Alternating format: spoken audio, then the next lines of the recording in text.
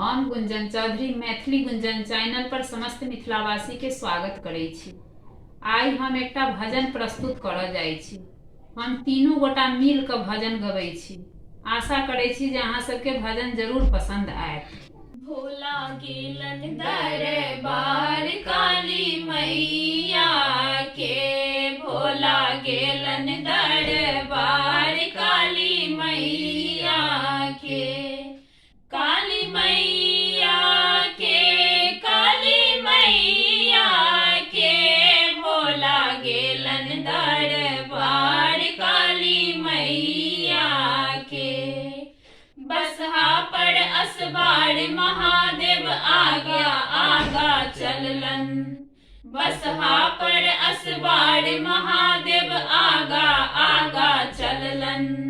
भांग के मोटरी माथ पर रहने भूत प्रेत संग ससुरल, भांग के मोटरी माथ पर रहने भूत प्रेत संग ससुरल। नाचे गावे सारा संसार काली मैया के, नाचे गावे सारा संसार काली मैया के।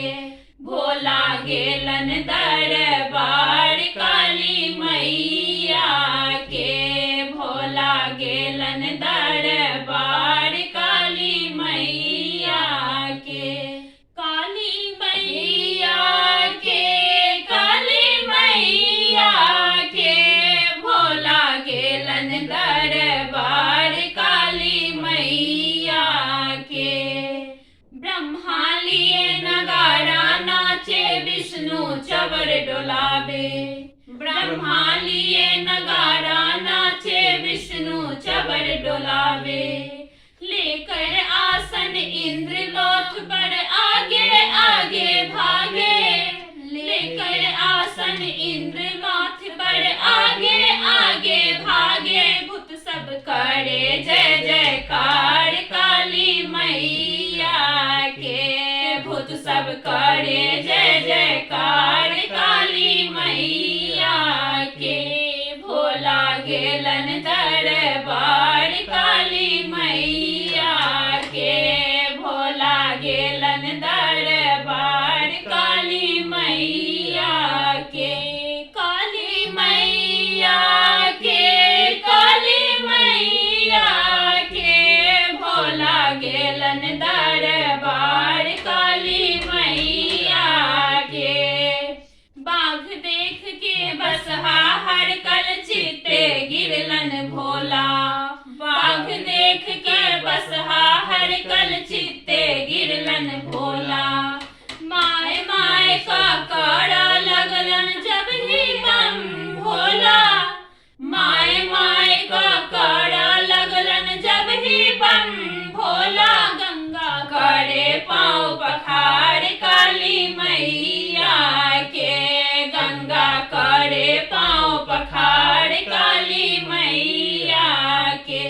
गाला गेलन दरबार काली मैया के, भोला गेलन दरबार काली मैया के, काली मैया के, काली मैया के, भोला गेलन दरबार काली मैया के, भोला गेलन दरबार काली मैया के।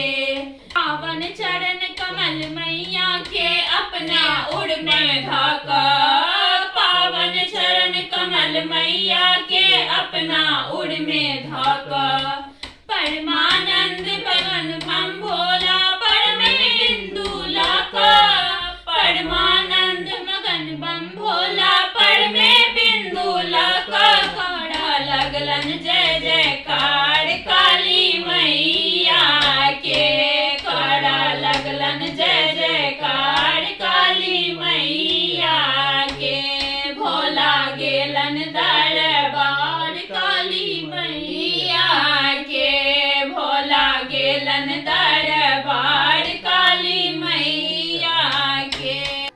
भोला गेलन दरबार काली मैया के, भोला गेलन दरबार